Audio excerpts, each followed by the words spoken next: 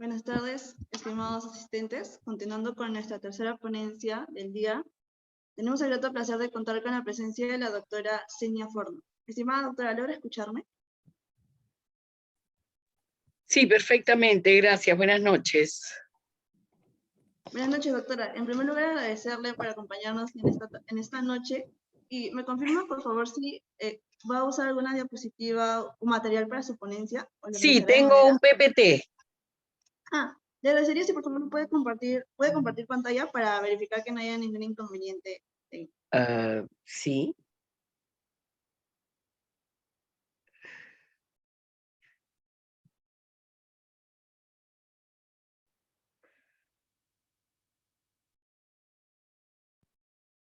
¿Está bien? ¿Se ve? Sí, doctora, se ve perfecto. Entonces, Perfecto. antes de iniciar, realizaré una breve presentación de su persona y le cederé el paso, si le parece. Bueno. Muchas gracias. Bueno, estimados asistentes, como ya lo mencioné, tenemos el grato placer de contar con la presencia de la doctora Senia Forno, quien disertará el tema de autorizaciones y permisos para proyectos de exploración minera. La doctora Forno es abogada por la Pontificia Universidad Católica del Perú, es socia del estudio Rubio Leguía Normand y es especialista en Derecho Minero, Ambiental, y su experiencia de más de 40 años de actividad profesional en el sector público y privado comprende temas regulatorios, negociación y preparación de contratos vinculados a la adquisición, desarrollo, financiamiento, puesta en operación y cierres de proyectos mineros, así como de instrumentos para relacionamiento con áreas de influencia social y análisis e implementación y seguimiento de instrumentos de gestión ambiental preventivos. Estimada doctora, le cedemos el uso de la palabra. Gracias. Bueno, voy a compartir con ustedes algunas reflexiones sobre las autorizaciones y permisos para proyectos de exploración minera, pero si me lo permiten, voy a empezar haciendo una introducción sobre lo que es la actividad minera para nuestro país, lo que puede significar, lo que implica. También de ahí voy a desarrollar lo que es la exploración propiamente dicha, ¿no? ¿Qué se entiende por exploración? ¿Qué significa? ¿Para dónde vamos? ¿No? Después voy a tratar sobre, yo le he puesto como título a esa diapositiva, títulos, en realidad me refiero al título habilitante, voy a hablar brevemente sobre el título de concesión minera y los otros 2 o 3 permisos que yo considero esenciales, ¿no? Después, los permisos y licencias que complementan estos títulos más importantes para poder realizar la exploración y quiero terminar con unas breves conclusiones y algunas propuestas, ¿no? Porque digamos, si se tratara de explicarles lo que dice la ley, lo que dicen los tupas, todos ustedes podrían ir a buscar su ley y su tupa. Entonces, se trata un poco de reflexionar sobre lo que tenemos que hacer para desarrollar minería en este país. La minería definitivamente es un actor importante en nuestra economía nacional. Y esto tiene, digamos, la importancia que tiene. ¿Por qué? Porque nosotros tenemos producción minera a nivel mundial, ¿no? Somos el segundo productor mundial de cobre y plata, el tercer productor mundial de plomo, tercero en el mundo en zinc, y el cuarto en plomo, estaño y molibdeno. Entonces, sí tenemos una importante actividad, una industria importante que contribuye al Bruto Interno Nacional con el 8.7%, representa el 64% de las exportaciones no tradicionales, contribuye con más del 16% del total de impuestos que pagan las empresas de cualquier industria, y cada puesto directo en minería genera 8 puestos adicionales de otros sectores. O sea, somos un motor importante y tenemos razones para poder seguir impulsando esta actividad, ¿no? ¿Cuáles son estas fortalezas? ¿Cuáles son las razones que yo quería compartir con ustedes para demostrarles por qué es importante la exploración? Porque nuestro territorio nacional es rico en recursos minerales. Nuestra geografía es complicada, ¿no? Nosotros tenemos una costa pequeña, desértica, con pocos valles y, discúlpeme un segundo, después les explico qué está pasando.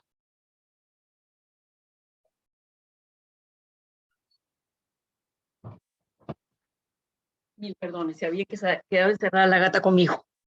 Ahora sí, mil perdones. Sigo en lo que estaba, ¿no? Entonces, tenemos, como les comentaba, una geografía particular, nuestra costa pequeña, desértica, con pequeños ríos y pocos valles, y de ahí la majestuosa cordillera de los Andes, rica en minerales, ¿no? Y la selva, que es todavía nuestro gran desafío.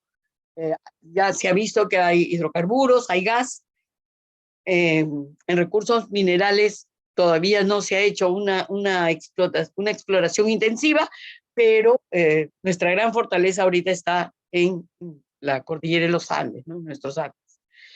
También es importante que a lo largo de los años se ha logrado crear en general en la población del Perú, una conciencia de que la minería es importante. Esa conciencia no es ciega, ¿no es cierto? No pretende decir, no pretende permitir que porque es minería se pueda hacer lo que sea, ¿no? La actividad minera, conforme ustedes deben estar evidenciando a lo largo de este seminario, está muy regulada. Todos los pasos que dan ya están previstos, hay reglamentos, hay leyes, hay directivas, hay todo, ¿no? Entonces, y está bien, y al final voy a concluir sobre esto, ¿no? Pero la gente sí tiene conciencia de que la minería es un motor de nuestra economía, es necesaria, ¿no? No tendremos otras grandes industrias, la agricultura está empezando a dar pasos importantes, pero la pesca en su momento también fue un gran actor, pero igual es importante la minería. Otra de las fortalezas de la actividad minera en el país es que nuestro título minero es seguro, es firme. Una vez que se otorga un título minero, se publica este otorgamiento y pasan 15 días, las concesiones son irrevocables, no las pueden quitar. El Estado no puede, bajo ninguna circunstancia ajena a las causales de ley, anular un título minero o imponerle condiciones distintas a aquellas establecidas en la ley. Eso para los inversionistas es muy importante y se considera bastante. Además, este título minero está sustentado en el Catastro Minero Nacional. Hay un catastro que soporta toda esta información de las concesiones tituladas y de los petitorios en trámites, que permite que quien tiene una concesión minera tenga la seguridad de que sabe dónde está su concesión, que sabe que ese título es inatacable, y eso, ¿cuál es el beneficio de eso? Que le permite hacer las inversiones que se requieren para poder realizar minería. También hay que ser honestas, ¿no? Seguramente ustedes van a escuchar muchísimo a lo largo de estas sesiones también que el tema de la permisología es agotador, que las reglas de juego cambian cada día, todo eso es verdad. Pero también es verdad, y hay que reconocerlo, que no existe corrupción en el sector minero para el otorgamiento de permisos, licencias y autorizaciones. Es decir, nadie que no deba tener un permiso lo obtiene. De repente, ustedes me dirán, sí, yo conozco un caso, seguramente, algún caso habrá, pero en general, ninguno de nosotros tiene que pagar para que nos den un título, para que nos den una licencia, para que nos den una autorización. No, la corrupción no está asentada, no es parte de las reglas de juego del quehacer minero, y eso también es algo importante que se reconoce, ¿no? Que es necesario. Ahora entremos al tema que voy a desarrollar, ¿no? ¿Qué es la exploración? sea, de acuerdo con la Ley General de Minería, existen las actividades mineras de cateo, prospección, exploración, comercialización, explotación, beneficio, transporte minero y labor general. De estas actividades también, salió un decreto legislativo que considera los almacenes de concentrados como actividad minera. Yo discrepo de ese criterio porque no tiene nada que ver con minería. Un depósito de concentrados no es minería, pero en fin, por eso casi nunca la recuerdo de mencionar. Entonces, lo que señala la Ley General de Minería es que salvo el cateo, la prospección y la comercialización, todas las otras actividades requieren el otorgamiento de una concesión para poder realizarse. El Estado, como dueño de los recursos naturales, de acuerdo a nuestra Constitución, otorga un título de concesión minera para el caso de exploración y explotación, un título de concesión de beneficio para el caso de actividad de beneficio, un título de transporte minero para el caso de transporte minero y un título de concesión de labor general para el caso de concesiones de labor general. Entonces, en el caso de la exploración, es a través de una concesión minera que podemos realizar la exploración. ¿Qué es la exploración? La exploración, por definición de la Ley General de Minería, es la actividad minera que pretende demostrar las dimensiones, la posición, las características mineralógicas, las reservas y los valores de los yacimientos minerales. Es decir, a través del cateo y la prospección ya se ha determinado en base a...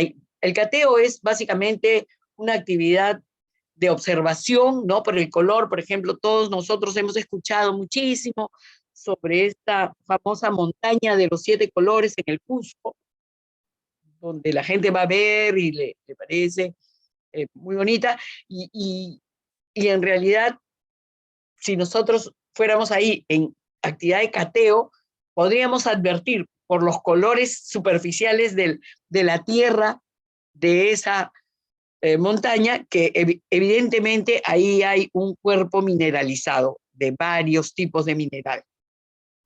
Entonces, ese es el cateo, por observación, por algunas características del color de la tierra o de la morfología del lugar que se puede, digamos, intuir que hay un cuerpo mineralizado. Con la prospección, a través de toma de pequeñas muestras o pequeñas canaletas, se toman muestras un poquito más interiores y se observan, se puede verificar con un poquito más de certeza si existe o no. Pero ya, la actividad crucial para determinar si existe mineral, dónde está, qué calidad tiene, cuánto hay y cuánto vale, es la exploración. La explotación, evidentemente, es la actividad reina porque es extraer el mineral para llevarlo al proceso de beneficio para convertirlo en un commodity. Pero la que decide si hay mineral, o sea, si va a haber mina o no, es la exploración. ¿Qué cosa es la exploración? En otras palabras, es la actividad que estudia en el terreno las rocas, la composición que tienen, de qué están conformadas, cuánto hay, ¿no? ¿Para qué? Para saber si es posible determinar si hay una mina o no. ¿Por qué? Porque no solamente basta determinar cuánto hay, que serían las reservas, qué calidad tiene ese mineral, o sea, su ley, ¿no? Sino también cómo puede recuperarse y cuánto cuesta sacar eso. Es decir, no, mucho se dice, ¿no? Por ejemplo, en algunos países de esta zona de América del Sur, dictan leyes, por ejemplo, diciendo que no se debe hacer, ¿no? Que está prohibido realizar minería a tajo abierto, que solo es posible realizar minería subterránea. Pero eso es algo que no está en la capacidad de nadie decidirlo, sino quien propone cómo tiene que retirarse el mineral es la propia tierra, es la exploración, porque si es un diseminado, imagínense, en sus mejores momentos, Yanacocha sacaba entre 8 y 10 gramos de oro por tonelada de tierra. Imagínense hacer una mina subterránea para rascar, ¿qué? Porque el oro no está, como podría ser el de Beta, no pegado en la roca que se rasca y se va sacando. Acá el oro está mezclado en la arena, en la tierra, con todo.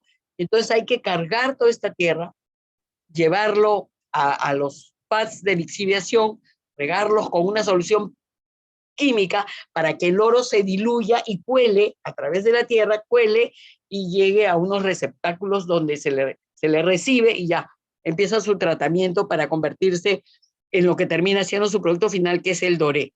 Entonces, la exploración, como les digo, es importantísima, porque uno, ¿hay mineral o no hay mineral? Si hay mineral, ¿tiene un valor o no tiene un valor? O sea, ¿vale la pena? ¿Es de buena calidad? ¿Es de buena ley o no? ¿Cuánto hay? Y la otra pregunta que contesta a través de la exploración es si este mineral se puede sacar y cuánto cuesta sacar. O sea, si yo encuentro un depósito, no sé, de molibdeno, quiero sacarlo, pero sacarlo me cuesta, digamos, $10,000 la onza, y en el mercado el molibdeno está a 4,000, la exploración ya me dice que no es el momento, que bajo las condiciones de las técnicas de ese momento no se puede explotar esa mina porque no es rentable. Entonces, definir si hay mineral, si es recuperable y cuánto cuesta es la prefactibilidad. Y determinar cuánto hay, qué valor tiene, cómo se saca, cuánto cuesta sacarlo. Es decir, si es viable económicamente una explotación, es la factibilidad. Y todos estos pasos se dan a través de esta actividad que es la exploración.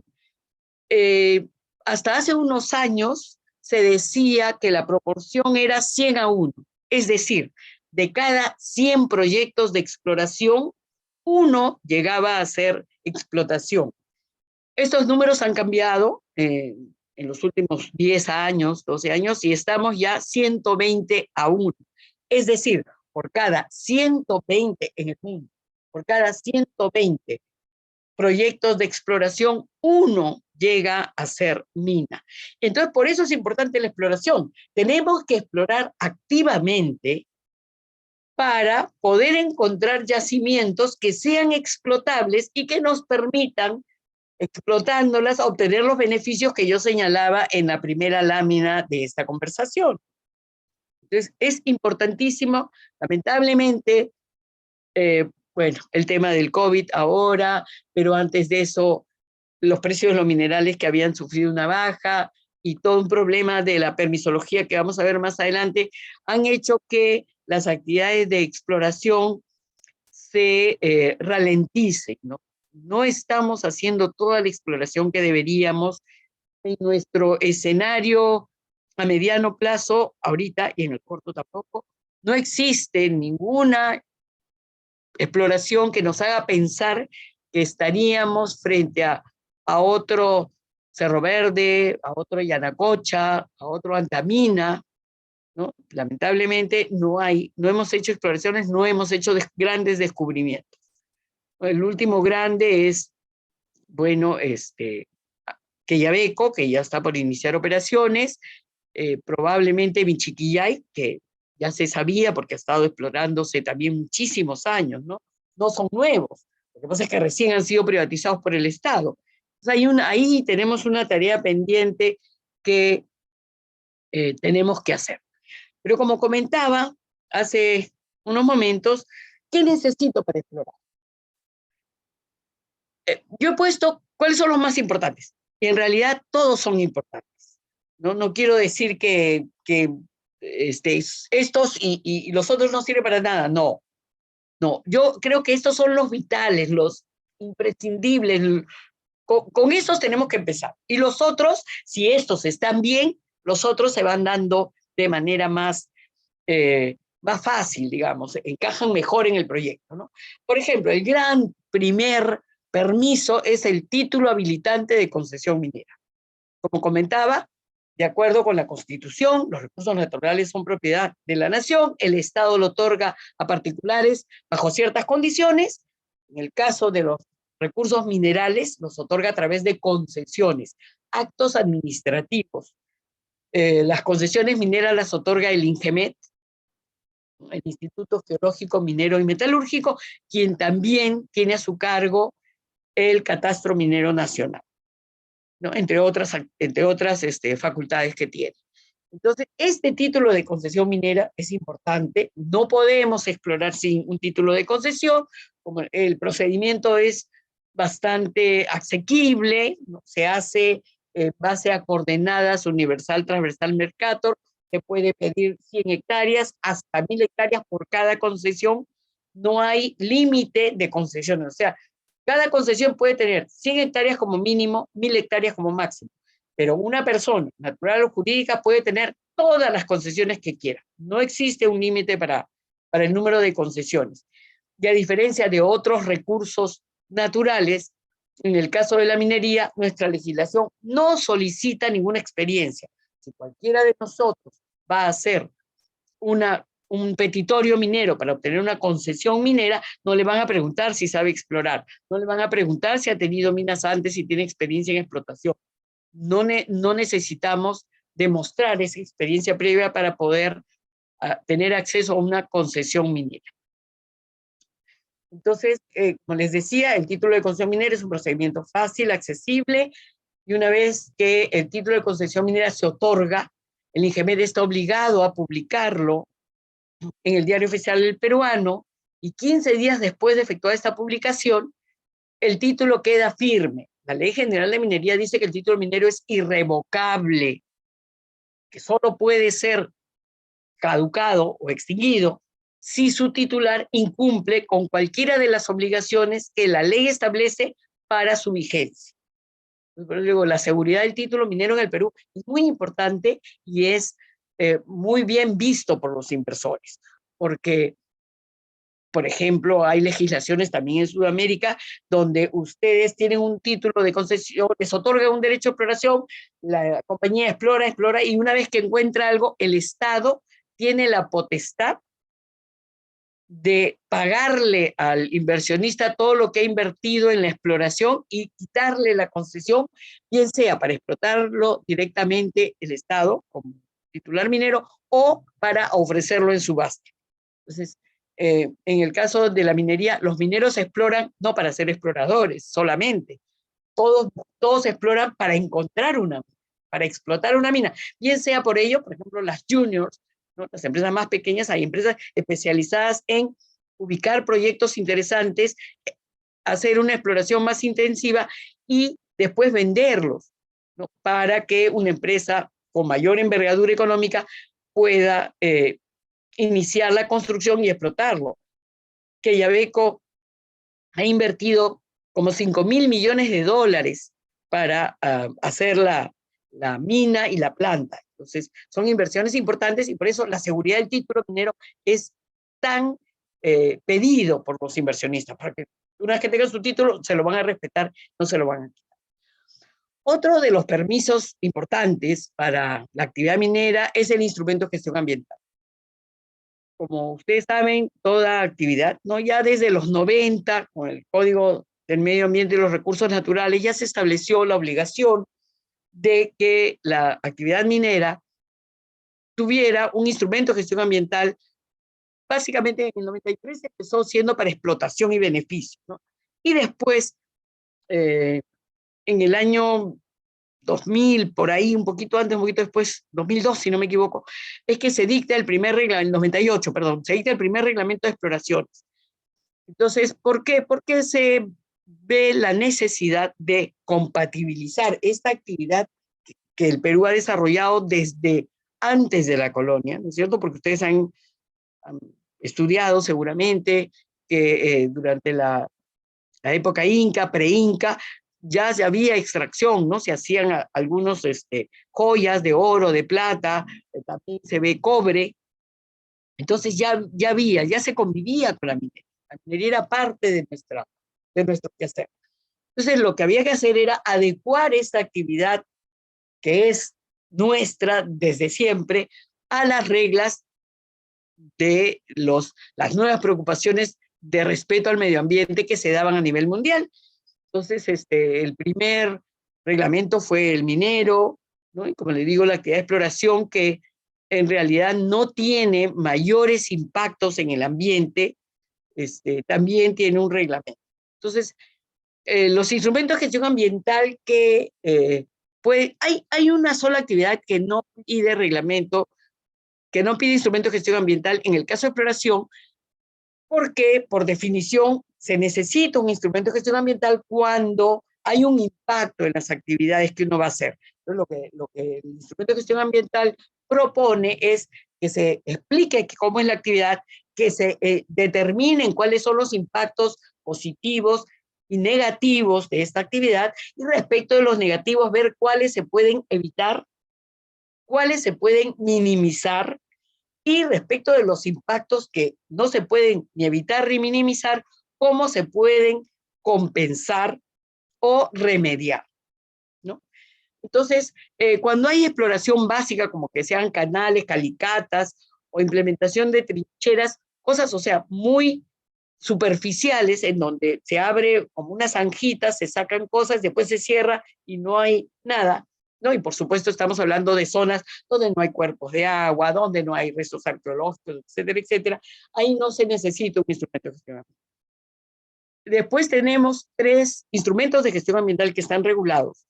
La ficha técnica ambiental, que se define como instrumento de gestión ambiental complementario, pero en realidad, como dice el dicho, si tiene 4 patas, cola, orejas puntiagudas, bigotes y dice miau, no basta que la ley diga que no es un gato, porque es un gato. Igual acá, el reglamento de exploraciones vigente dice que la ficha técnica ambiental no es un instrumento de gestión ambiental que está inserto en la regulación ambiental, sino que es complementario. Pero igual necesita documentación, igual necesita regulación, igual necesita aprobación. Entonces es un instrumento de gestión ambiental. No nos engañemos. ¿Para qué? Entonces, la ficha técnica ambiental se aprueba hasta para 20 plataformas de perforación. La forma de encontrar mineral es a través de estas máquinas perforadoras, que son básicamente una sonda con una cabeza diamantina, que es la que perfora la tierra, la roca, y avanza hasta el centro de la tierra, y cada cierto tiempo, según se programa, va tomando muestras de la roca, va cortando, y después se retira la sonda, y ahí salen los denominados testigos, ¿no? Entonces, si vamos a hacer hasta 20 plataformas, una ficha técnica ambiental, además ciertas características, lejos de cuerpos de agua, como les decía, ¿no? Después tenemos el segundo instrumento de gestión ambiental, es la declaración de impacto ambiental, que es para entre 20 y 40 plataformas y con un área de implementación del proyecto de hasta 10 hectáreas.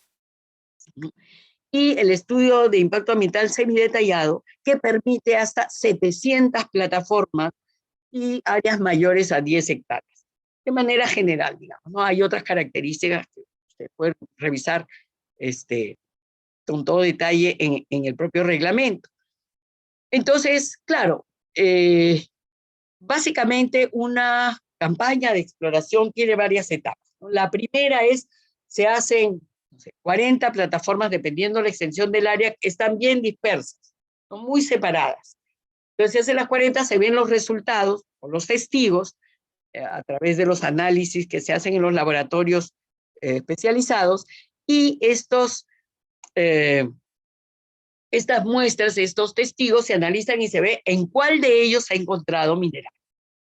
En las zonas donde no han encontrado nada se descartan, digamos, y en las zonas donde hay mineral se vuelve a hacer otra campaña, puede ser 40 plataformas más, 50, 60, y se van haciendo cercando el área, ¿no? Si antes estaban más separadas, ahí entre 2 se pone una, y así para ir tratando de ubicar el cuerpo mineralizado.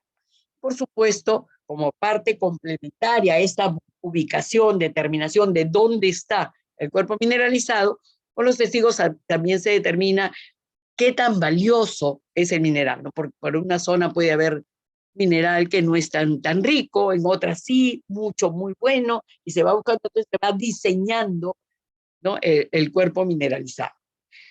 Y en los instrumentos de gestión ambiental, como les decía, no, lo que se propone es voy a hacer este tipo de exploración, normalmente se hacen algunos accesos, ¿no? Para que entren las camionetas cargando las perforadoras, y una vez que se hacen, se alisa un área rectangular normalmente, ahí se pone la máquina y se perfora y después se retira, se remueve la tierra para que volverla a poner, digamos, en concordancia como está el resto del paisaje.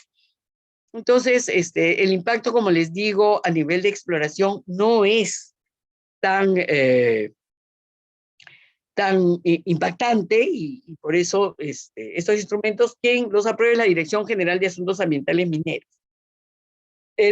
La otra llave importantísima para poder realizar actividad minera son derechos de uso del terreno superficial. Como bien dice la Ley General de Minería, la concesión minera no da derechos sobre la superficie.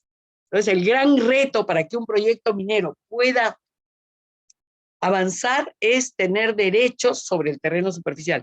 Estos derechos depende de quién sea el terreno superficial, no pueden ser de propiedad privada, de un particular, ¿no? Se sientan a negociar. Generalmente la exploración lo que se hace son contratos temporales, ¿no es cierto? Porque si no hay nada, ¿para qué compro? Voy, veo y me retiro, ¿no? En el caso de las comunidades, como seguramente ustedes ya han visto o verán, no se necesita que sea por una asamblea convocada específicamente para ese fin. En el caso de las comunidades de la costa, se necesita el voto favorable del 50% de los asistentes a la asamblea. En el caso de las comunidades de la selva y de la sierra, se necesita el voto favorable de 2/3 de los comuneros hábiles, o sea, de los que están en el padrón, no de los que han ido, sino de los comuneros hábiles. Es un número difícil, pero se puede conseguir si es que la empresa ha sabido coordinar adecuadamente con su área de influencia directa. Y en el caso de propiedad estatal, como ustedes saben, ya se han dictado disposiciones, todos los terrenos seriazos pasaron a propiedad de los gobiernos regionales. Sin embargo, por un tema de capacidad de gestión, se autorizó a la SBN para que sea la apoderada de los gobiernos regionales en todo lo que es gestión de estos terrenos eriazos. Y entonces es con la SBN que se gestiona las servidumbres temporales o permanentes, digamos, en el caso de explotación, en el caso de que estemos entablando una actividad como la explotación. En el caso de exploración son servidumbres temporales por las campañas que la empresa tenga bien determinar. Entonces, como les decía, sin título habilitante, sin instrumento de gestión ambiental y sin derecho superficial, no tenemos nada, ¿no? Pero el título habilitante de concesión minera es el que me permite ir avanzando con los demás, porque nunca me van a aprobar mi instrumento de gestión ambiental si no tengo un título de concesión. Nunca me voy a ir a poder acercar a la SBN a negociar una servidumbre si no tengo un título de concesión. Entonces, el título habilitante es el título de concesión. Y bueno, la autorización de inicio de actividades que hace la Dirección General de Minería, que básicamente en el tema de exploración es un poco revisar lo que ya nos han pedido varias veces antes, y un plan de trabajo de la exploración, y autoriza. Esta autorización de inicio de actividades, en mi opinión, es redundante. No necesitamos que nos sigan pidiendo, confirmando qué papeles necesitamos para hacer. Si se señala cuáles son, corresponderá al titular minero emitir, ¿no? Cuando notifica a la autoridad, voy a iniciar actividades, tengo mi título habilitante en concesión, tengo un instrumento de gestión ambiental aprobado, tengo derechos superficiales y arranco. Pero que me lo tengan que volver a aprobar, que me lo tengan que revisar los papeles que ellos mismos han dado, a mí me parece un exceso. Pero bueno, ¿qué otros permisos, licencias y autorizaciones tenemos, ¿no? Que pueden ser importantes. Yo les voy a decir, hay algunos, yo los he puesto casi todos, pero no todos son necesarios. Por ejemplo, el tema de recursos hídricos. Si ustedes quisieran para exploración tomar agua de un cuerpo de agua, necesitan primero una acreditación de disponibilidad hídrica. Es decir, que la autoridad del agua, la autoridad local, determine que hay un excedente respecto del agua, del destino de ese cuerpo de agua, para que la empresa pueda tomarlo para exploración. Ahora, en exploración, el uso de agua es mínimo, porque normalmente, ¿para qué se usa el agua? Bueno, aparte del uso doméstico, ¿no? Pero para eso generalmente se lleva botellones de agua, agua embotellada, ¿no? ¿Para qué necesitamos esa agua? Básicamente para enfriar la cabeza de diamantina de la perforadora. Se va enfriando con agua. Pero esa agua se recupera, regresa y vuelve a salir. Entonces, no es una utilización importante, ¿no? Pero si se quisiera tomar agua de un cuerpo de agua, tendría que acreditarse esta disponibilidad, y para usar el agua, además de acreditar que existe un excedente que puede ser usado, necesita una autorización de uso de agua. Y por supuesto, si voy por alguna razón, que como les digo, en el caso de exploración es bastante infrecuente, ¿no? Normalmente las empresas mineras lo que hacen es ubican a una empresa distribuidora de aguas y le compran por camiones. Entonces le dije que les deje una cisterna y con eso trabajan en su campaña de exploración. No siempre necesitan una autorización de uso de agua. Lo mismo con la autorización de vertimientos.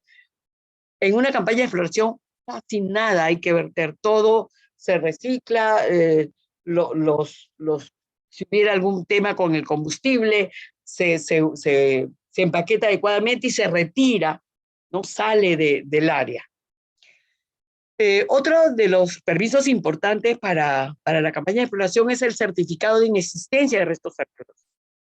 Ustedes saben, cualquier actividad necesita, que implique remoción de tierras, necesita un certificado que expide el Ministerio de Cultura de que en esa área no existen restos arqueológicos, ¿no? También, si fuera el caso, si el área donde ustedes van a trabajar es muy dura, de roca dura, ¿no? O van a hacer un acceso, porque está muy empinado el cerro, no pueden pasar, van a probablemente necesitar autorización de uso de explosivos, un pequeño almacenamiento, ¿no? Donde los puedan tener mientras que están en uso.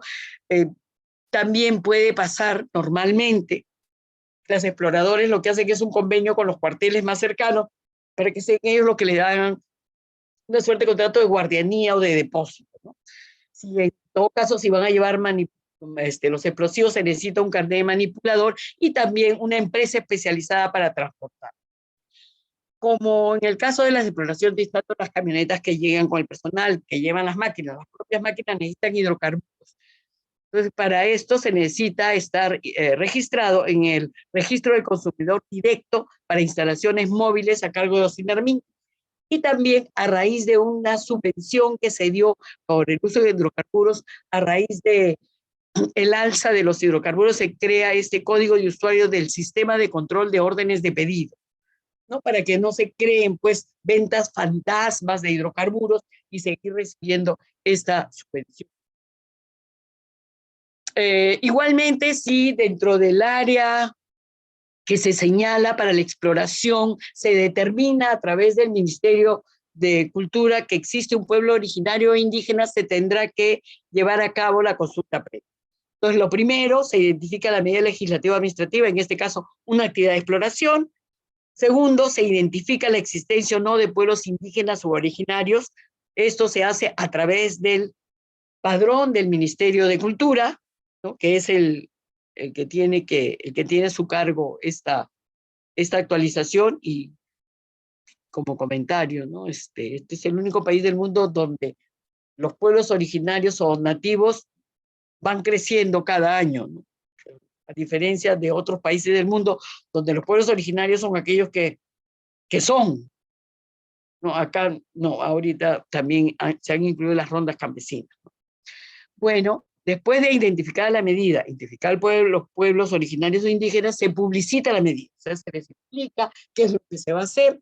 Todo esto está a cargo del Estado. La empresa normalmente es invitada a alguna sesión, pero la responsabilidad de llevar adelante la consulta previa es del Estado, ¿no? Se informa sobre la medida, y ahí el pueblo originario se retira e evalúa internamente si esta actividad puede ser permitido por ellos. y dan su manifestación. Si dicen que sí, se firma un acta y obliga a ambas partes, al Estado a que se lleve adelante la exploración y al pueblo originario a respetar estas actividades. Si el pueblo originario dice que no, se inicia un proceso de diálogo para tratar de llegar a un acuerdo. Si el proceso de diálogo es fructífero, se firma el acta que les mencionaba, y si no es fructífera, la autoridad tiene que tomar una decisión. En esa decisión, si la autoridad decide que se lleve adelante la actividad de exploración, tiene que estar debidamente motivada y sustentada la forma en que los derechos de estos pueblos originarios... Aló. Hoy, sí. ¿Me escuchas? Ya, ahora sí te escucho. ¿Pasa algo? ¿No? ¿Sigo? Ok. Bueno, y toma esta decisión. En minería, hasta ahora, los procesos de consulta previa se han llevado a cabo bien. No ha habido mayores, digamos, desacuerdos, y los procesos van adelante, ¿no? También, y en paralelo, está la participación ciudadana, ¿no? Tanto para la ficha técnica ambiental, la declaración de impacto ambiental o el estudio de impacto ambiental semidetallado, existe la obligación del titular minero de hacer talleres participativos antes de que inicie la elaboración de su evaluación ambiental. Y previa a la presentación de la evaluación ambiental a la autoridad competente, tiene que notificar que dónde pueden las poblaciones aledañas al proyecto, dónde pueden tener acceso al resumen ejecutivo. El resumen ejecutivo es la explicación del instrumento de gestión ambiental de manera clara, diáfana, con mayor precisión, ¿no? Y la gente puede presentar observaciones, aportes, ¿no?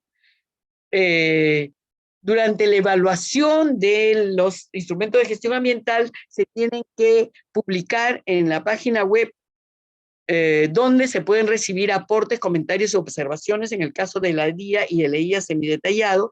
Y en el EIA semidetallado, como la complejidad es mayor, también debe publicar avisos en determinados diarios y también contratar avisos radiales para que la gente se entere que dónde está el resumen ejecutivo, para que presenten cualquier sugerencia o cualquier preocupación. Durante la ejecución del proyecto, tanto en la DIA como en la guía semidetallado, se pide que se instalen comités de monitoreo y vigilancia. La participación del área de influencia directa es importante para que puedan, cuando gusten, entrar, tomar muestras a los cuerpos de agua, revisar que todo está siendo conforme a ley. Y también tiene una muy buena, digamos, aceptación, a la gente le interesa mucho las oficinas de información permanente. Yo he participado en un proyecto en donde la oficina de información permanente era el club. Como la gente trabajaba toda la semana, el sábado en la tarde y el domingo la oficina de información permanente estaba llena. Iba toda la comunidad, pero iban a sentarse, a conversar, veían cómo estaban los volantes, como en los trípticos y en la información habían fotos de ellos mismos. Ellos felices se conversaban, se preguntaban cómo les ha ido. Era una dinámica bien particular, pero muy, muy interesante. Entonces, como les decía, los impactos ambientales, y ya estoy terminando para no exceder el plazo, los impactos ambientales en exploración son de baja intervención, porque básicamente son solo mejoras de acceso, algunas plataformas que, como ya les conté, se cierran inmediatamente, y podrían haber impactos significativos cuando se proyectan hacer túneles, cuando las perforaciones que se van a hacer son muy grandes, porque hay alguna necesidad de tomar muestras de determinadas dimensiones cuando no hay el debido control de fugas de líquidos, básicamente hidrocarburos, ¿no? Y por supuesto cuando hay viento que se va llevando, digamos, el polvo o la tierra que se ha movido para sacarlo y que debe regresar a su lugar una vez concluida, ¿no? La construcción de accesos también tiene que tener canaletas para las lluvias, ¿no? Y lo que tiene de bueno también es que cualquier infraestructura que sea necesario puede quedar en favor del área de influencia directa. Es decir, por ejemplo, muchas veces los campamentos incluyen los containers que los convierten en oficinas, y normalmente después de que se retira la campaña de exploración, las comunidades piden que se queden en esa oficina porque pueden hacer ahí una guardería, pueden hacer ahí un depósito, algo que les puede servir, y eso no hay problema si se comunica a la autoridad debidamente, ¿no? Todo esto está bien, pero como les decía, nos falta, ¿no? Como verán, En cuanto a potencial minero, nuestra calidad de mineral no ha cambiado, ¿no? En cambio, en las barras del medio, lo que es percepción de políticas, sí, estamos siendo muy golpeadas por esta percepción que hay de que la obtención de permisos demora muchísimo, ¿no? Y como consecuencia de esto, ahora los presupuestos son regionales. El país que primero obtiene todos sus permisos, a ese le dan la plata. Como se imaginarán, nosotros en la región estamos mal. Así que ahora la mayoría de plata de proyectos de exploración se va para Colombia, algo para Argentina, para Chile, porque acá nos estamos demorando. Y eso hace que nuestro atractivo de inversión haya disminuido. Esta es la encuesta Fraser del año 2021. En comparación desde el año 2018 a la fecha, fíjese, empezamos en el puesto 14 de 83 y ahora estamos en el puesto 42 de 84. ¿No? Entonces, eso tiene que cambiar. ¿Qué es lo que dice un inversionista? La regulación sobre permisos para exploración son excesivos e impredecibles. Causan significativos retrasos en la implementación de los proyectos y también cancelaciones. Porque de verdad, cada vez que usted pide un permiso, le salen con un requisito nuevo que nadie conocía ni que tenía que hacer. ¿Cuáles son los retos que se enfrentan ahorita para exploración? El empoderamiento de las áreas de influencia. Ustedes saben que a raíz de las condiciones políticas, las comunidades, los gobiernos locales se sienten más fuertes para poder negociar. No tengo que decirles yo a ustedes, ¿no? Ustedes leen periódicos, las mapas, ¿no? Que están fortalecidos y eso hace que los temas sean menos predecibles, ¿no? También hay retraso y falta de predictibilidad en autorizaciones y licencias, porque como le decía, aparecen requisitos cada vez que usted presenta algo. También los problemas de minería informal e ilegal. Hay áreas donde están los mineros ilegales, informales, y es difícil que se retiren, ¿no? Porque además el Estado no tiene ningún interés en que eso se regularice. En lugar de poner fechas fijas para que los procesos concluyan, lo que hacen es extender el proceso, extender el plazo, extender el plazo. Entonces, ¿quién querría regularizarse si mientras el plazo esté extendido no pagan impuestos, no necesitan instrumentos de gestión ambiental, no necesitan licencias y permisos, no necesitan presentar papeles a la OEFA, ni a los INARMIN, ni al gobierno regional? O sea, ¿por qué habría que formalizarse? ¿No? Es una locura, no funciona así. Hay mucha presión regulatoria para temas laborales y tributarios, ¿no? En el caso de exploración, el tema tributario no está grave, porque en exploración todo es gasto, no se gana nada, no es capital de riesgo, como decía, se invierte en 120 proyectos de exploración para encontrar una mina. En los temas laborales, como ustedes saben, la modificación al reglamento de tercerización podría tener alguna implicancia. O sea, una empresa chica no tiene pues la máquina perforadora, ni el operador, ni el diseño, ¿no? Entonces, si contratar a esta empresa va a significar que ahora va a terminar estando en su planilla porque es su core business explorar, ahí tenemos un problema, ¿no? Y bueno, la inestabilidad política, que siempre es un riesgo que los inversionistas consideran como importante, ¿no?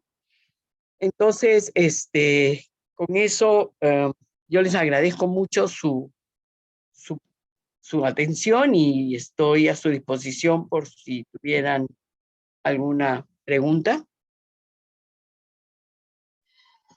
Estimada doctora, muchas gracias por su grata ponencia. Y bueno, sí, efectivamente se han formulado algunas preguntas, se las paso a leer. La primera dice: buenas noches, doctora. ¿Por qué usted no considera dentro de la minería al depósito de concentrados?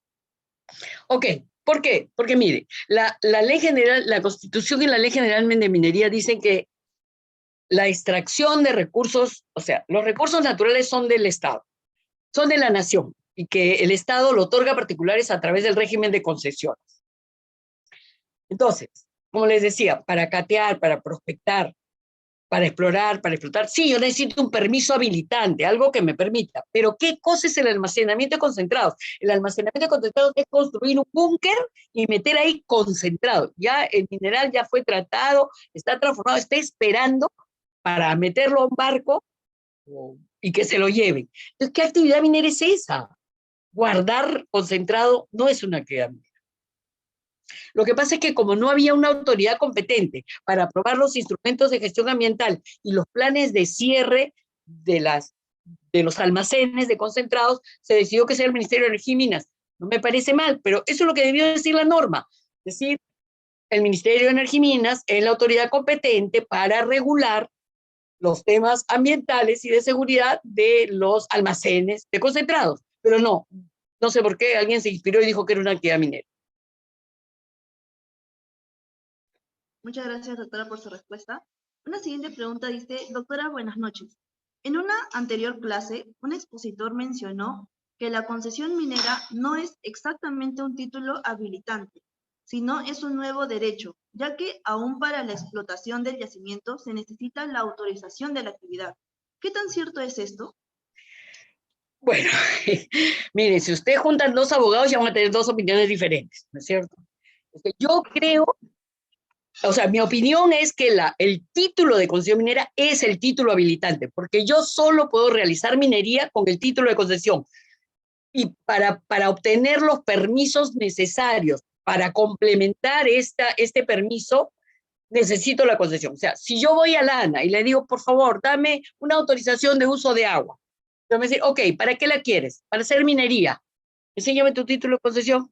No la tengo, es un derecho nada más. No, fuera. No, o sea, el título, la llave para ir a tocar la puerta a todos los demás es el título de concesión minera. Ese es el título habilitante, que necesita otros permisos, otras autorizaciones para que pueda hacer, sí, pero el que me permite hacer minería es el título de concesión minera. Ese es el habilitante, no hay otro. Yo puedo tener autorización de agua, puedo tener autorización, puedo tener un IGA, no es verdad, pero podría. Puedo tener autorización para usar explosivos, pero ¿puedo hacer minería? ¿Puedo hacer minería con todos los demás permisos sin el de concesión? No, ese es el habilitante. No le digan al profesor que lo he desmentido. Muchas gracias, doctora. Y bueno, para culminar, la última pregunta dice, ¿hay alguna norma que indique la distancia mínima de los componentes mineros a los cuerpos de agua? Sí, 50 metros. Está en el reglamento de exploración. Bueno, en el reglamento de exploración para exploración y en el caso de explotación también, ¿no? O sea, se señala la distancia, me parece que es 50 o 100 metros, por ahí. Pero sí hay normas. Muchas gracias, estimada doctora, por acceder a las preguntas propuestas. Así también de parte del equipo de Beloya queremos extenderle nuestro agradecimiento por su tiempo y por su grata ponencia y esperamos contar con usted en siguientes eventos académicos. Buenas noches. Cuando gusten. Gracias. Buenas noches con todos. Buenas noches, doctora. Estimados participantes, en breves regresamos para la ponencia del doctor Ángel Chávez. Ok. Buenas noches, estimados asistentes. En